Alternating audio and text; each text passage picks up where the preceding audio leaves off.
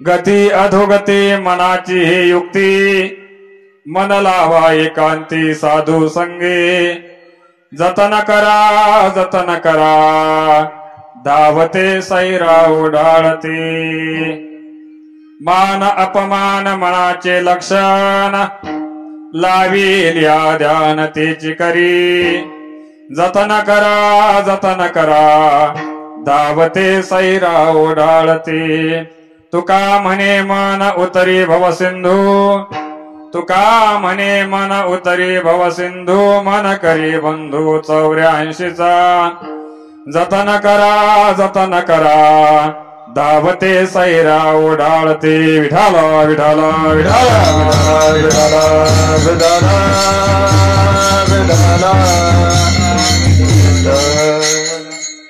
प्रस्तुत प्राप्त प्रसंगी या प्रस्तावित सेवेसाठी घेतलेला अभंग भगवान परमात्म्याचे लाडके लढीवाळ भक्त जगतवंदनीय जगद्गुरु तुकाराम महाराज यांचा 4 चरणाचा सर्वांच्या पाठातला असं म्हणण्याचं धाडस मी करणार नाही, कारण काहींच्या पाठातला असेल, काहींच्या पाठातला नसेल. ज्यांच्या पाठातला नसेल त्यांनी कीर्तन संपल्यानंतर किंवा कीर्तन संपेपर्यंत पाठ करून ठेवा. उपदेशपर प्रकरणातील अभंग असून अत्यंत मोलाचा उपदेश या अभंगाच्या माध्यमातून जगद्गुरु तुकोबाराय करतात. विठाला विठाला विठाला विठाला विठाला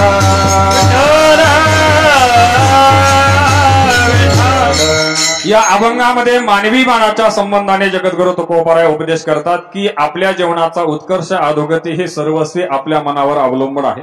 म्हणून मनाला आपण सांभाळलं पाहिजे. जतन करा का ते सैरा वैरा धावते. 3ऱ्या चरणामध्ये या मनाचे लक्षण सांगितलेले आहे. मान अपमान मनाचे लक्षण, लाविलिया ध्यान तेची करी मनाचे लक्षण. आणि 4थ्या चरणामध्ये जगद्गुरु तुकोबाराय सांगतात की बाबांनो या मनाला नाही जर सांभाळलं तर हे मन तुम्हाला 84 लाख योनीमध्ये सारखं तुम्हाला गटांगड्या खायला लावेल.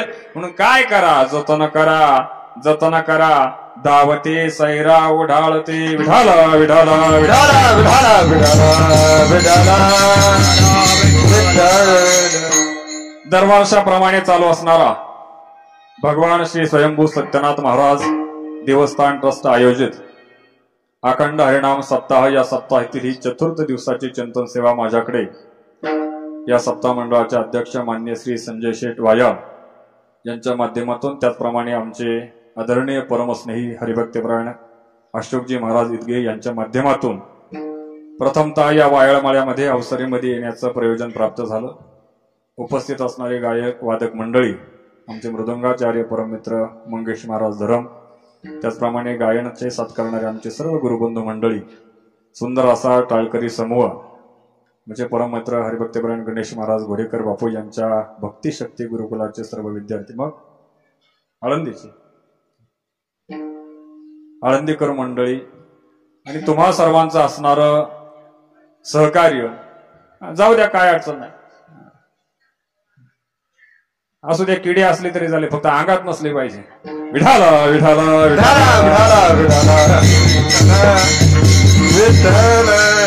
लाईटीचे किडे जेवढे त्रास देत नाही ना तेवढे माणसाच्या अंगातले किडे त्रास देत असतात. अंगातले किडे नसले ना मग लाईटीचे किडे किती असले तरी काही त्रास वाटत नाही. अभंग जगद्गुरु तुकोबारायांचा आहे, 4 चरणाचा आहे, सर्वांच्या पाठातला जरी नसला तरी सुंदर आणि साधा सरळ अभंग. अभंगामध्ये जगद्गुरु तुकोबाराय उपदेश करतात. तुकोबारायांचं साहित्य जर आपण पाहिलं तर समोर जी व्यक्ती आहे त्या व्यक्तीचा अधिकार पाहून तुकोबारायांनी उपदेश केलेला आहे. अधिकार तैसा करू उपदेश, ज्याचा जसा अधिकार आहे, मग त्याच्यामध्ये पामर असेल, विषय असेल, जिज्ञासू असेल, मुक्त असेल, ज्याचा जसा समोरचा अधिकार आहे तो अधिकार पाहून त्या व्यक्तीला जगद्गुरु तुकोबारायांनी उपदेश केलेला आहे. गृहस्थाश्रमाचं आचरण करणाऱ्या माणसाला तुकोबाराय उपदेश करतात. जोडून या धन उत्तम व्यवहारी, अधिकार पाहून साधकावस्थेतला जर असेल तर साधकाची दशा उदास असावी, उपाधी नसावी अंतर्वाही, पाहून जसा अधिकार आहे तशा पद्धतीचा उपदेश केलेला आहे. परंतु या अभंगामध्ये जो उपदेश आहे तो उपदेश हा प्रत्येकासाठी आहे. कोणत्याही अधिकाराचा व्यक्ती जरी असला कारण केलेला उपदेश हा मनाच्या संबंधाने आहे आणि मनाला सांभाळणं हे प्रत्येकाचं कर्तव्य आहे. विठाल विठाल विठाल विठाल विठाल विठाल. काय आहे, परमार्थ करत असताना तुम्ही परमार्थ किती करता याला महत्व नाही. जो परमार्थ आपण करतो त्या परमार्थाच्या क्रियेमध्ये आपली मानवी मन किती सहभागी हे फार महत्वाचं आहे. काही काही मंडळी फार परमार्थ करतात महाराज. रोज काकडा करतात, हरिपाठ करतात, प्रवचनाला जातात, कीर्तनाला साथ करतात, रात्री जागर करतात आणि रात्रीचा जागर झाला का अंधार पाहतात आणि शेजारच्याची मका काढतात आणि आपल्या म्हशीला घालतात. किती परमार्थ केला म्हणजे तो फलद्रूप होईल. कारण का आपलं मन त्या परमार्थाच्या प्रक्रियेमध्ये सहभागी जर नसेल तर त्या परमार्थाला काडी इतकी सुद्धा किंमत नाही. नुसतं 2 तास जागा आवतून बसणं याला परमार्थ म्हणत नाही. तुम्ही 2 तास कीर्तनामध्ये आहात म्हणजे 2 तास तुमचा परमार्थ झाला असं होत नाही महाराज. आता त्या 2 तासाच्या क्रियेमध्ये तुम्ही त्यामध्ये मनापासून किती सहभागी होता याच्यावर सर्व अवलंबून आहे. विठाल विठाल विठाल विठाल विठाल विठाल विठाल. परमार्थ करत असताना साधा प्रपंच करत असताना मानवी मनाची भूमिका अत्यंत महत्वाची असते. आपल्याला सर्वांना माहिती. सुंदर स्वयंपाक करणारी माता भगिनी. आता जुन्नर खेड आंबेगाव तालुका म्हणजे आपल्याकडे पाहुणा जर जेवायला यायचं म्हटलं तर आपण एक हमखास बेत करत असतो. हा, ते काही सांगायची गरज नसते. मासवडी. मग एखादा आमदार खासदार एखादा मोठा साधू महात्मा संत महंत जर येणार असेल आणि एखाद्या विशिष्ट माणसाच्या घरी जर त्या ठिकाणी संत पूजनाचा कार्यक्रम असेल तर तो काय करतो, आपल्या पंचकृषीतील सर्वात सुंदर मासवडी बनवणारी माता माऊली असते ना, मावशी आमच्या घरी अमुक अमुक महाराज येणार बरं का, तुम्हाला मासवडी बनवण्यासाठी आलोच पाहिजे. भावना असते. पंचक्रोशीमध्ये नावाजलेली माऊली येथे स्वयंपाक करते, पंक्ती बसतात आणि जेवण झाल्यानंतर असं लक्षात येतं का यंदाची किंवा ह्या वेळेची मासवडी फसली. मग त्याला विचारलं जातं, काकू आतापर्यंत असं कधीच झालं नाही, आम्हाला असं आठवतही नाही का तुमच्या हातची मासवडी फसली, पण ह्या वेळेस काय मासवडी जमली नाही का बरं. मग ती काकू सांगते, काय सांगू महाराज, स्वयंपाक केला पण स्वयंपाकामध्ये माझं काय नव्हतं, मन. मला सांगा, साध्या स्वयंपाकात जर मन नसेल तर स्वयंपाक बिघडतो महाराज. परमार्थात मन नसेल तर परमार्थ होईल कसा. विठाल विठाल विठाल विठाल.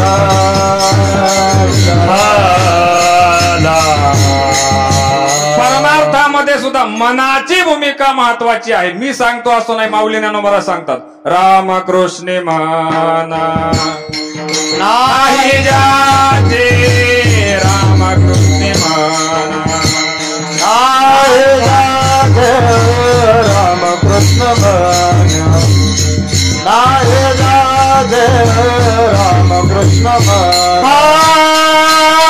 विष्णू विना जप रामकृष्ण मान नाही जाते, रामकृष्ण मान नाही जाते. विष्णू विना जप व्यर्थताचे नाम, रामकृष्ण मान नाही जाते, रामकृष्ण मान नाही जाते. रोज हरिपाठ म्हणतो आपण, हे प्रमाण रोज म्हणतो, पण हे प्रमाण म्हणताना सुद्धा आपलं मन त्या प्रमाणाच्या जवळ सुद्धा. रामकृष्णी मन नाही ज्याचे, ज्याचं रामकृष्णी मन नाही त्याचं सगळं व्यर्थ आहे महाराज. विष्णू विना जप व्यर्थ, त्याचे ज्ञान सुद्धा व्यर्थ, सगळं व्यर्थ आहे. तुमचं सांगतो असं नाही महाराज, आमची तीच बोंबाबोंब आहे. नेहमी आम्ही दृष्टांत सांगतो. एक सासू अशी नियम असा कडक होता सासूचा, देवपूजेला बसली की 2 तास उठायचंच नाही महाराज. काय नियम असतात माणसांचे, काय काय नियम विचारूच नका महाराज. आता एकदा नवरात्र चालू होऊ द्या, नवरात्र चालू झाले का नियमाला असा होत येतो ना महाराज. काय ते नियम, काही चपला घालत नाही, काही बोलत नाही, काही अनवाणी हिंडतात, काही नुसतंच पाणी पितात, काय त्या नियमाला काय अर्थ नाही. फार नियम पाळले म्हणजे तुमचा परमार्थ फार होतो असं काही समजू नका महाराज. लक्षात ठेवा, ते नियम पाळणे हे सगळे अशास्त्रीय नियम आहे. या नियमाला काडीचा सुद्धा काही आधार नाही. हे सगळे असे बोगस नियम तयार झालेले आहेत. नवरात्र सुरू झालं की 9 दिवस पायात चप्पल घालत नाही, आणि दसरा झाला की घरात भांडण झालं का त्याच पायातल्या चपलीने घरातल्या लक्ष्मीला हाणतो. काय उपयोग आहे त्या नियमाचा? आशाने देवी पावणार का? 9 दिवस मौन धारण करतो, अजिबात बोलायचं नाही महाराज. मौनम सर्व साध्यते, मौनात ताकद आहे.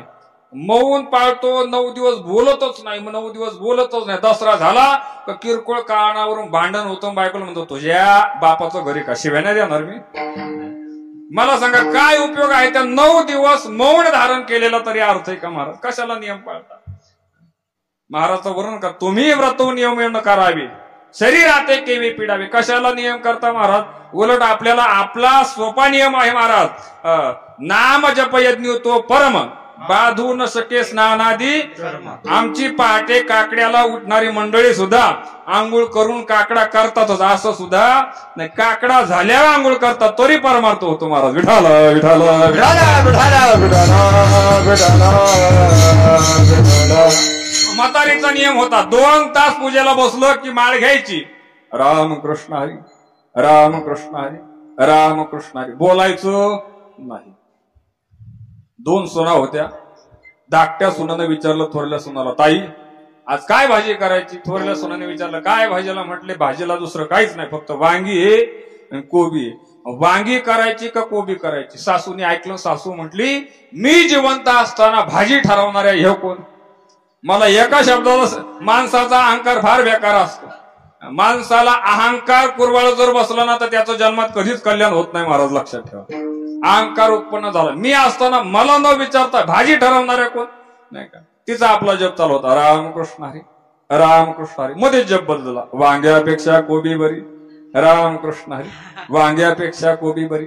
मला सांगा आता हिचं मत जपावर आहे का कोबीवर आहे? मग अशा किती माळा जपल्या म्हणजे त्या जपाचा किंवा त्या माळेचा त्या माऊलीला फायदा होईल महाराज.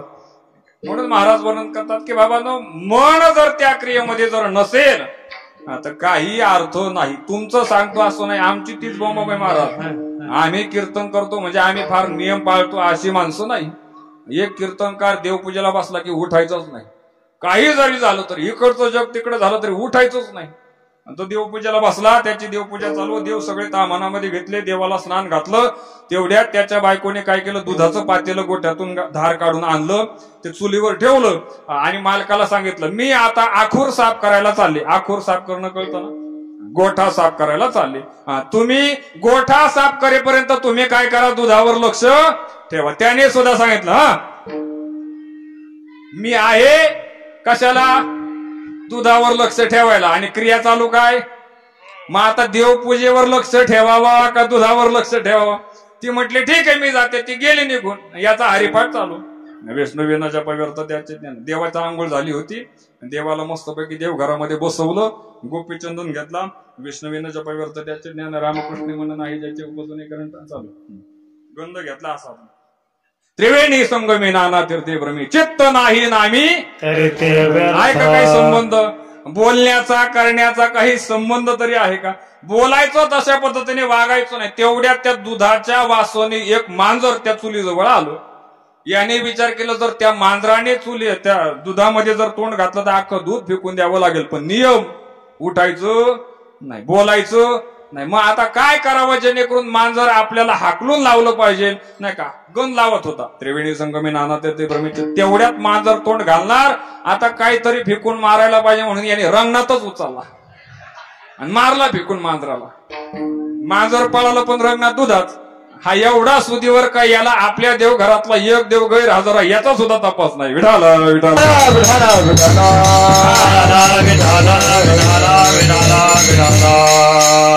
त्या क्रियेमध्ये मानवी मन जर सहभागी असेल तर परमार्थाला अर्थ आहे. म्हणून मनाची भूमिका अत्यंत महत्वाची आहे. मनाने तुम्ही काय केलं हे महत्वाचं आहे महाराज. किती केलं याला काडीची किंमत. त्या क्रियेशी तुमचं मन किती संलग्न आहे आणि एखाद्या गोष्टीचा संबंध तुमच्या मनाशी किती आहे, शरीराचा संबंध सोडून द्या, शरीराच्या संबंधाने काही फरक पडत नाही, काही फरक पडत नाही, पण मनाचा संबंध हा त्या ठिकाणी फार कारक असतो. दोन संन्यासी जात असताना त्यांच्यामध्ये एक नदी आडवी आली. नदी आडवी आली नाही, नदी अगोदरच होती. यांना नदी ओलांडून पलीकडे जायचं होतं, दोघांनाही पोहता येत होतं. आता पाण्यात शिरणार तेवढ्यात एकाने पाहिलं की त्या नदीच्या काठावर एक तरुण स्त्री, तिलाही नदी पलीकडे जायचं आहे, पार करायची आहे, पण नावेची व्यवस्था नाही, तिची विवशता आहे. तिने यांच्याकडं अपेक्षेने पाहिलं, सांगितलं महाराज मला जर नदी पलीकडे पार करून जर तुम्ही नेण्यास सहकार्य केलं तर फार बरं होईल. साधू म्हटलं काही हरकत नाही, जगाच्या कल्याणा संतांच्या विभूती. दुसरा म्हणायला लागला असो कस काय, आपण साधू आहे, आपण संन्यासी आहे, ब्रह्मचारी आहे, स्त्रीचा स्पर्श सुद्धा आपल्याला वर्ज्य आहे, आणि तू कसं तिला पलीकडे घेऊन जाणार. तो आपला बिचारा होता, त्याने तिला उचललं, खांद्यावर घेतलं, नदीमध्ये पोहून नदी पार केली, पलीकडे गेला, तिला सोडून दिलं, पुढे रस्त्याने चालू लागलं. 4-5 किलोमीटर गेल्यानंतर याला परत खाजून अवधान आलं. काय म्हटले, तू बट्टा लावला म्हटले, अरे आपण साधू, आपण संन्यासी, ब्रह्मचारी, असं असताना तू खुशाल त्या स्त्रीला स्पर्श केला, खुशाल त्या स्त्रीला स्पर्श केला, तुला काय लाज वाटायला पाहिजे. तो म्हटला मी त्या स्त्रीला खांद्यावर घेतलं, पण खांद्यावर घेऊन मी नदीच्या पलीकडे गेल्यानंतर तिला तिथं सोडून दिलं, तू 4 किलोमीटर अजून तिला सोबत घेऊन हिंडतो. म्हणजे काय, मनाने शरीराने तुम्ही एखादी गोष्ट सोडा अथवा नका सोडू, त्याला महत्व नाही, तुमचं मन त्या गोष्टीभोवती किती भरतं हे परमार्थामध्ये महत्वाचं आहे. विठाल विठाल विठाल विठाल विठाल म्हणून परमार्थामध्ये मानवी मनाची भूमिका आपल्या उद्धारासाठी महत्वाची आहे. लक्षात घ्या तुम्ही, मनच महत्वाचं आहे. शरीराने परमार्थ होतो, निश्चित होतो, पण शरीराचा परमार्थापेक्षा मनाचा परमार्थ, म्हणून आपण नेहमी म्हणतो मनोमय पूजा हे तो पडिये केशी. तुका म्हणे पूजा मनेची उत्तम, मनापासून केलेलं सगळं चांगलं असतं महाराज, मनापासून. म्हणून मनाला फार सांभाळणं गरजेचं आहे. समर्थ रामदास स्वामींनी सुद्धा मनाचे श्लोक लिहिले. मनाचे श्लोक लिहिले म्हणजे त्यांनी त्यांच्या मनाने लिहिले म्हणून त्याला मनाचे श्लोक म्हणत नाही, मनाच्या साठी लिहिले म्हणून त्याला मनाचे श्लोक म्हणतात. नाही तर आता आमच्यासारखे कीर्तनकार बऱ्याच गोष्टी मनाच्या सांगतात, ते मनाचं सांगणं वेगळं आणि समर्थ रामदास स्वामींचं मनाचं सांगणं वेगळं. लक्षात ठेवा. विठाल विठाल विठाल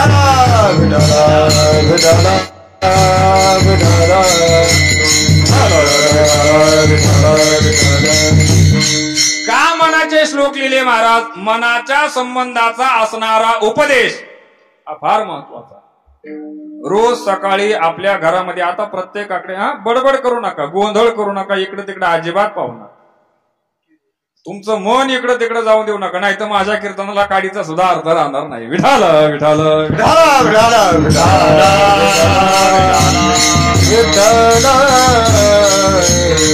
कारण मनाच्या संबंधाने सांगतो, तुमचं मन जर ऐकण्यासाठी तयार नसेल तर सांगून तरी काय उपयोग आहे.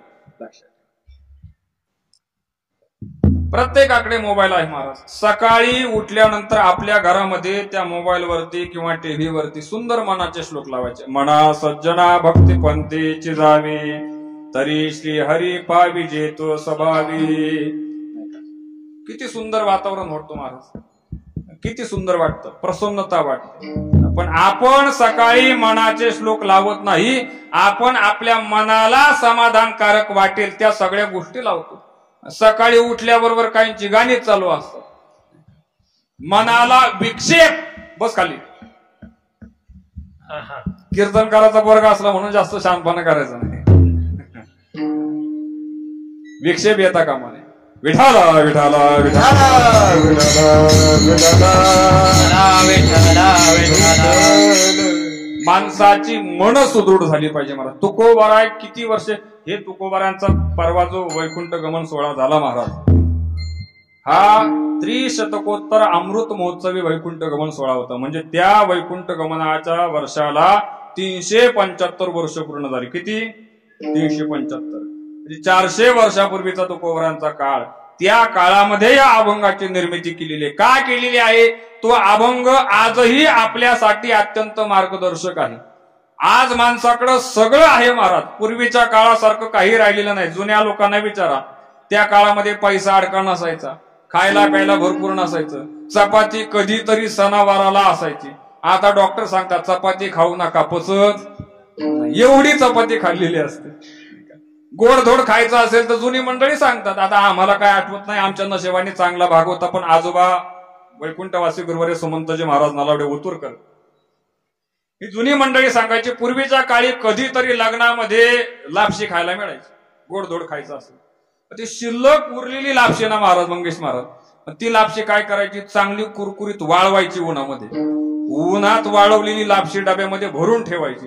आणि परत एखादा सण आला, बरोबर ना बाबा, सण आला, गोड खाऊ असं वाटलं का ती लापशी फक्त पाण्यातून उकडून काढायची आणि मग खायची. एवढी वानवा गोड खाण्यामध्ये.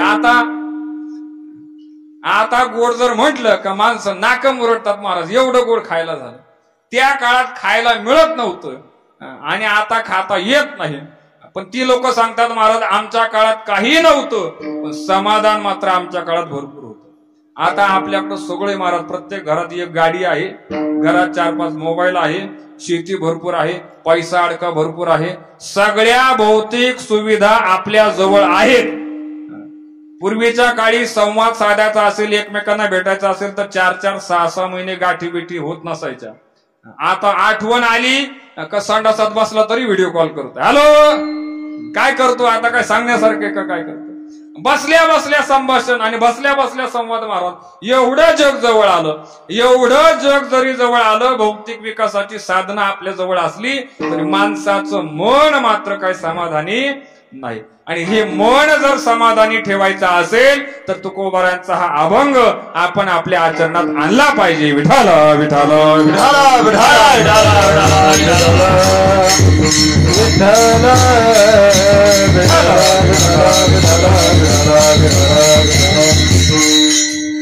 म्हणून मनाच्या संबंधाने उपदेश का केलेला आहे लक्षात घ्या. एकच वाक्य तुम्हाला सांगतो म्हणजे तुमच्या लक्षात येईल, मन सांभाळणं का गरजेचं आहे. तुकोबारांनी एवढा प्रकर्षाने मनाच्या संबंधाने या अभंगामध्ये विचार का मांडला. परमार्थ करत असताना कधी कधी माणूस अशा अवस्थेला पोहोचतो की आता भगवंताजवळ तो पोहोचणार, भगवंताचा साक्षात्कार त्याला होणार. अगदी भगवंताच्या जवळ गेलेला असतो आणि भगवंताच्या जवळ पोहोचणार, परंतु तेवढ्यात त्याचं मन त्याला अशी काहीतरी टांग मारतो महाराज की भगवंताच्या अगदी जवळ गेलेला एखादा महात्मा सुद्धा पुन्हा रसातळाला आल्याशिवाय राहत नाही. याला कारण माणसाचं मन विठाल विठाल विठाल विठाल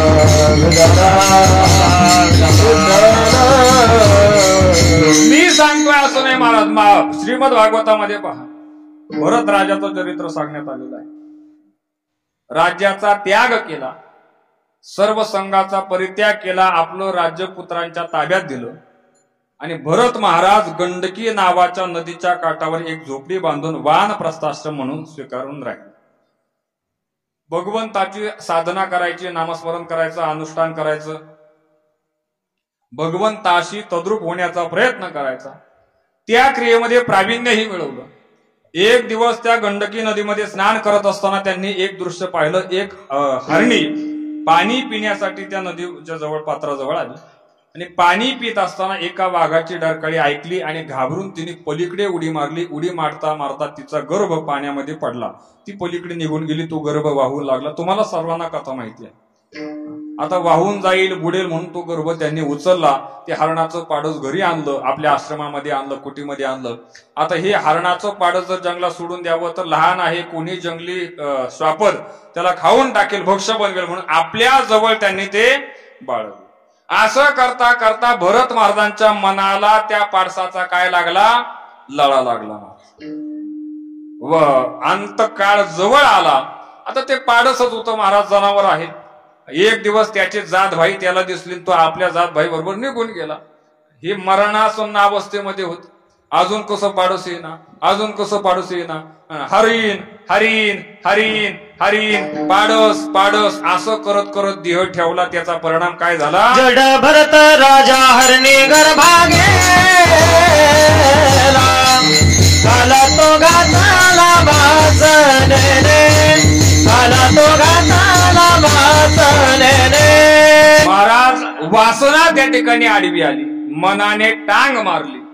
परिणाम असा झाला पुढचे 2 जन्म स्वीकारावे लागले. महाराज तुलसीदास महाराज सांगतात, एक मृगा के कारण भरत धरी 2 देह, तुलसी उनकी कोण गती जिनके नाना निह.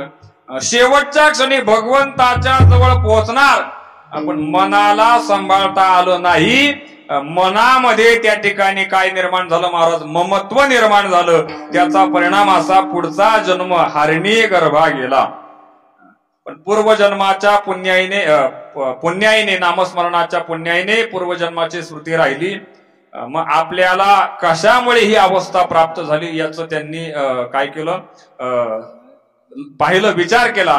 मग अर्ध शरीर त्या गंडकी नदीमध्ये, अर्ध शरीर गंडकीच्या बाहेर अशा अवस्थेमध्ये त्यांनी तो हरणाच्या गर्भातला देह सोडला.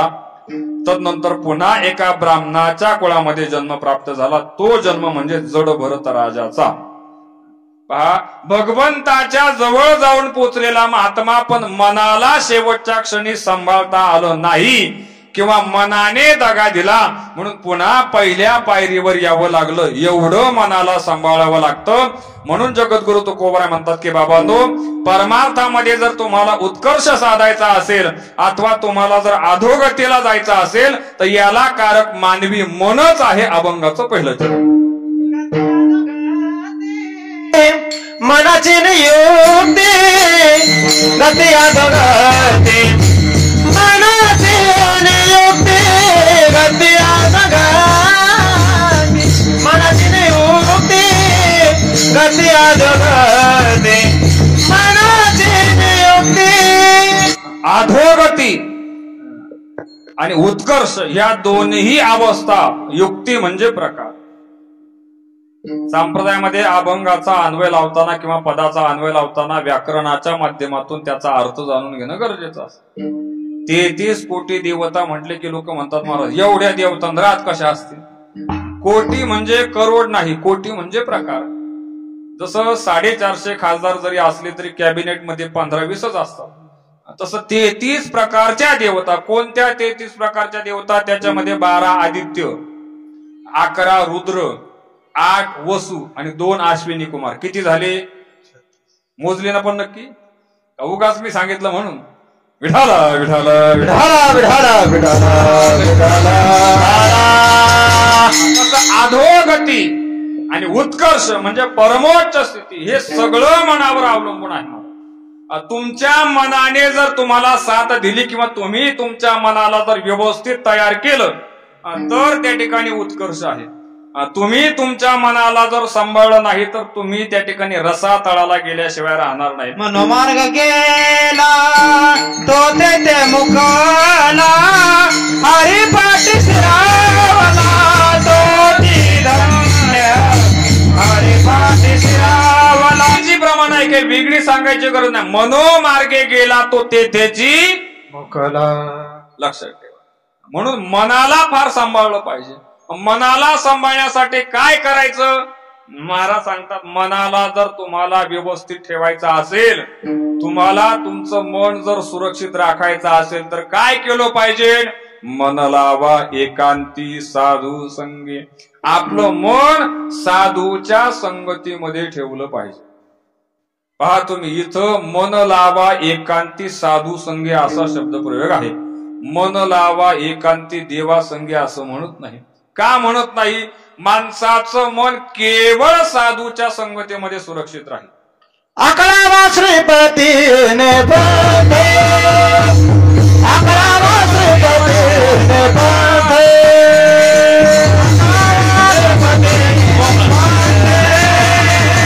अकरावा श्रीपतीने बांधे. सत्ताच्या संगती मन मार्ग कराते, अकरावा श्रीपती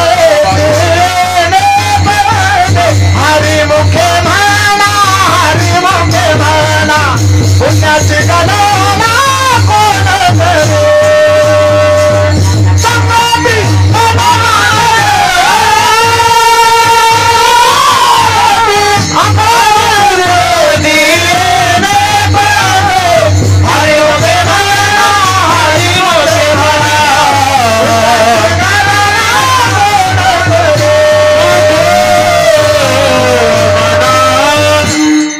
सगळी हरिपाठातले प्रमाणे महाराज संतांचे संगती, संतांच्या संगतीमध्ये जर तुम्ही मन ठेवलं तर सुरक्षित राहील. तुम्ही म्हणाल महाराज मग देवाच्या संगतीत जर मन ठेवलं तर सुरक्षित राहणार नाही का? अजिबात नाही. देवाच्या संगतीत तुमचं मन सुरक्षित राहणार नाही. तुम्ही म्हणाल महाराज असं कसं होईल? अहो तसं असतं तर तुकोबारा म्हटले असते मन लावा एकांती देवा संगी. तुकोबारा सांगतात देवाच्या संगतीत तुमचं मन केवळ स्थिर राहील. शब्द लक्ष देऊन ऐका बरं का, कारण शब्द महत्वाचा आहे. देवाच्या संगतीमध्ये तुमचं मन केवळ स्थिर राहील, सुरक्षित राहीलच याची खात्री नाही. आपली प्रमाण पहा, काकड्यामध्ये म्हणतो आपण काय म्हणतो, भाग गेला शीन गेला आता कोठे दावे मन तुमचे चरण देखलिया. आता कोठे दावे म्हणजे मन काय झालं? स्थिर झालं. रूपी जडले लोचन पायी स्थिरावले, सुरक्षित झाले असं म्हणत नाही. मग का भगवंताच्या संगतीमध्ये आपलं मनच त्या ठिकाणी सुरक्षित राहणार नाही? त्याचं कारण असं आहे. बाबा जेव्हा मी आळंदीला शिक्षणासाठी गेलो तेव्हा बाबांनी मला एक वाक्य सांगितलं आमच्या गुरुवर्यांनी, की तुम्ही आता साधकावस्थेमध्ये आहात, तुमच्यासारखे विद्यार्थी, आणि तुमच्यासारख्या विद्यार्थ्याने तुमचं साधकावस्थेतील जीवन जर एका वृद्ध महात्म्याच्या संगतीमध्ये जर व्यतीत केलं तरच तुम्हाला तुमच्या मनावर नियंत्रण मिळवता येईल. वृद्ध महात्म्याच्या संगतीमध्ये तर मन तुमचं ताब्यात राहील. एखादा तरुण महात्मा असेल, उच्चृंखल असेल, तर त्या ठिकाणी तुमचं मन ताब्यात राहणार नाही. मग मन ताब्यात ठेवण्यासाठी ज्याने अगोदर मनावर नियंत्रण मिळवलेलं आहे त्याच्याजवळ आपण जावं. कुणाच्या हातून माळ घालावी? ज्याला कीर्तन झाल्यानंतर तंबाखू सोडायची सवय नाही त्याच्या हातून घालावी. ज्याला कीर्तन कंबर सोडल्याबरोबर पाठीमागे गेला का तंबाखू लागते त्याच्या हातून जर माळा घातल्या तर तुमची तंबाखू तरी कशी सुटल? लक्षात ठेवा. म्हणजे अगोदर आपल्याकडं काहीतरी असावं लागतं महाराज. तसं भगवंताकडे आपलं मन सुरक्षित राहणार नाही, कारण का देवाचं मनच सुरक्षित नाही ना महाराज. ऐका देवाचं मन सुरक्षित. आता अख्ख्या महाराष्ट्रामध्ये पिंगळा गाजतो महाराज, सगळ्यांना पिंगळा पाठ आहे, पण नाथ बाबांचा एक येडका आहे. ते येडक्यामध्ये नाथ महाराज सांगतात, येडका मदन केवळ पंचानन येडका मदन धडक मारिली शंकरा केला ब्रह्म्याचा मातेरा. मनाने काय केलं? धडक मारली. कुणाला? शंकराला धडक मारली. पहा, ज्या भगवान शंकराचं तपश्चर्या भंग करण्यासाठी कामदेवाला पाठवलं, अपयश आलं, कामदेव भस्मसात झाली, तरी अंतःकरणामध्ये काम प्रकट करता आला नाही. त्या भगवान शंकराला सुद्धा मनाने धडक मारली. आणि ब्रह्मदेवाचं तर विचारूच नका महाराज. स्वतःची पोरगी वयात आली का हा बाबा तिच्याच पाठीमागे लागला. मग कामाचे निघाई ब्रह्मा कन्येसी धरूप आहे. देवाचं मनच देवाचं सुरक्षित नाही महाराज. लक्षात ठेवा. इतिहास जर पाहिला तर आपल्या बरेच अशी उदाहरणं लक्षात येईल. म्हणून भगवंताच्या जवळ आपलं मन केवळ स्थिर राहील, सुरक्षित राहणार नाही. समजण्यासाठी एक छोटासा दृष्टांत तुमच्याला देतो म्हणजे लक्षात येईल. एक राजा होता. त्या राजाने भरपूर ऐश्वर्य होतं महाराज. आता राजा म्हटल्यानंतर तिथं काय कमी आहे की महाराज, पण त्याचं मन अशांत होतं. मग त्याला असं वाटत होतं की आपल्याजवळ भरपूर पैसा आहे पण आपल्या मनाला शांतता समाधान पाहिजे. मग शांतता समाधान कुठे मिळेल महाराज? परमार्थाशिवाय शांतता समाधान दुसरीकडे कुठे मिळणार नाही. कीर्तन प्रवचन. त्याने विचार केला आता आपल्याला कुठं वेळ आहे कीर्तनाला प्रवचनाला सप्त्याला हिंडायचं. वारकऱ्यांचं ठीक आहे, हा काला झाला का तिकडं, तो काला झाला का पलीकडं. आता आपल्याला राज्यकारभार सोडून असे काले करत हिंडायला वेळ आहे का? मग काय केलं त्यांनी, एक असा सुंदर प्रवचनकार पाहिला. सांगितलं महाराज महिन्याला तुम्हाला 1.5 लाख रुपये पगार देतो. 1.5 लाख पगारामध्ये किती कीर्तनकार तयार झाले असते? म्हटले महाराज काम काय? काम काही नाही, दररोज सायंकाळी 5 ते 6 या वेळेमध्ये फक्त मला तासभर प्रवचन सांगायचं. महिन्याचे किती? 1.5 लाख. अहो हसत हसत तयार झाला. कोण? तो कीर्तनकार प्रवचनकार. असं 6 महिने गेले. दररोज प्रवचन ऐकतोय. बरं, जो प्रवचनकार आहे तो विज्ञान आहे, ज्ञानी आहे, पंडित आहे, फार प्रकांड पंडित आहे, ज्ञानी आहे, पण रोज त्याची प्रवचन ऐकूनही राजाच्या मनाला समाधान प्राप्त होत. एक दिवस त्या राजाच्या दरबारामध्ये एक साधू महात्मा आला आणि त्या राजाने साधू महात्म्याला त्या आपल्या मनाचा मनोदय सांगितला की महाराज एवढे प्रयत्न केले पण माझं मन त्या ठिकाणी काही समाधान पावत नाही. महाराजांनी सांगितलं साधूने की राजा, ह्या प्रश्नाचं उत्तर उद्याचं प्रवचनाचं सत्र संपलं की मी तुला देतो. सायंकाळचे 5 वाजले, प्रवचन सुरू झालं. राजा खाली बसलेला, प्रवचनकार आसनावर बसलेले, साधू महाराजांनी एक आसन टाकले. सुंदर रसाळ अगदी मंत्रमुग्ध होईल असं प्रवचनाचा कार्यक्रम झाला. प्रवचन संपल्यानंतर राजाने साधूकडे पाहिलं. साधूने सांगितलं काही हरकत नाही. साधूने राजाला सांगितलं महाराज ती दोरी घ्या आणि ह्या साधूला प्रवचनकाराला या खांबाला बांधून ठेवा. राजाला वाटलं काय करू नाही, पण साधूची आज्ञा असल्यामुळे राजाने दोरी घेतली, प्रवचनकाराला त्या खांबाला बांधलं. दुसरी दोरी राजाने घेतली, साधूने घेतली, राजाला दुसऱ्या खांबाला बांधलं. एका खांबाला प्रवचनकार बांधला आणि एका खांबाला राजा बांधला. प्रवचनकार कीर्तनकार जर तुमच्या शंका जर सोडवत नसल तर प्रत्येक कीर्तनकार प्रवचनकार खांबाला बांधून ठेवायला तुमचा अधिकार मी सोडून बर का. मी गेल्यानंतर उद्यापासून कोणालाही बांधून ठेवला. एका खांबाला प्रवचनकार बांधला, एका खांबाला राजाला बांधला आणि साधूने प्रवचनकाराला सांगितलं महाराज आता तुम्ही या राजाचं बंधन सोडा.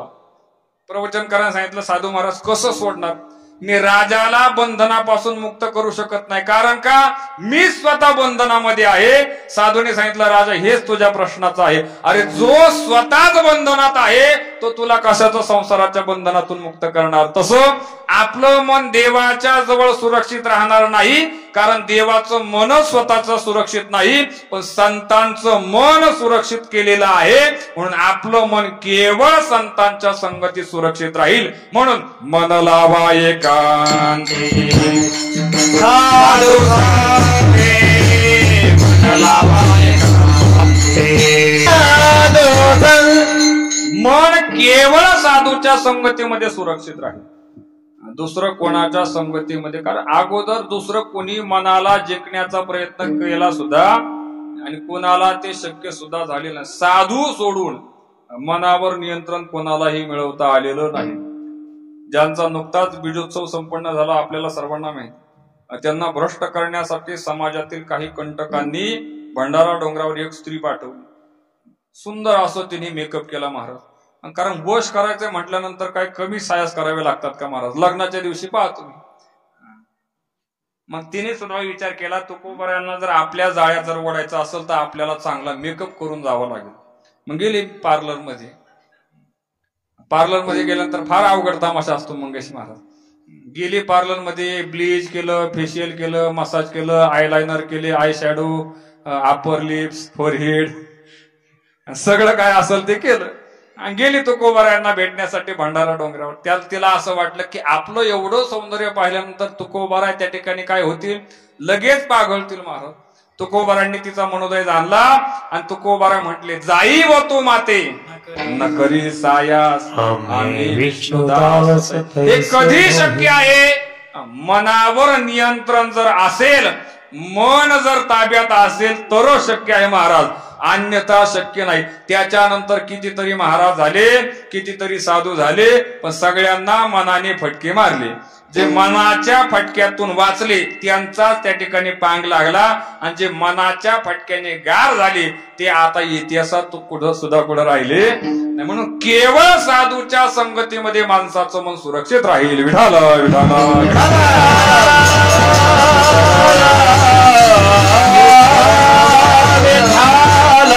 साधू सोडून जर इतरांच्या संगतीमध्ये जर आपलं मन लावलं तर काय होईल. पहिली गोष्ट महाराज, साधू भेटणं फार अवघड आहे. चंद्रामृत सुखे सेवविला हस्ता दातार वेला बाह्य हेरा सागर तरवेला परित्या साधूची भेटी न होई लगा. चंद्रामृत सुखे सेवविला हस्ता दातार वेला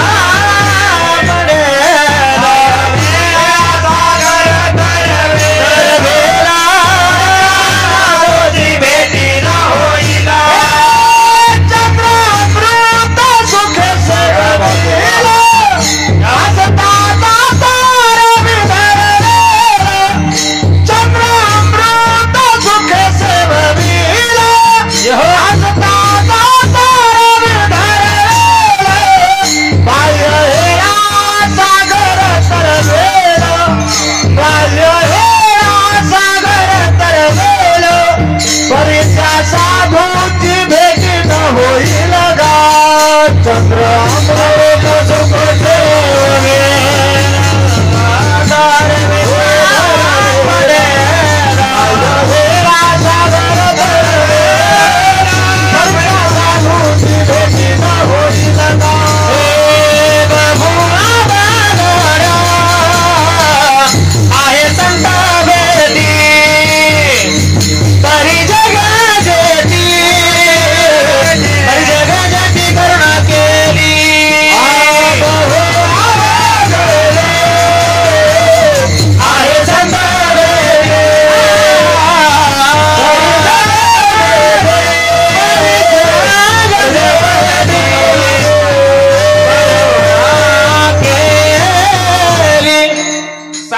भेट अत्यंत अवघड आहे, दुर्लभ आहे महाराज.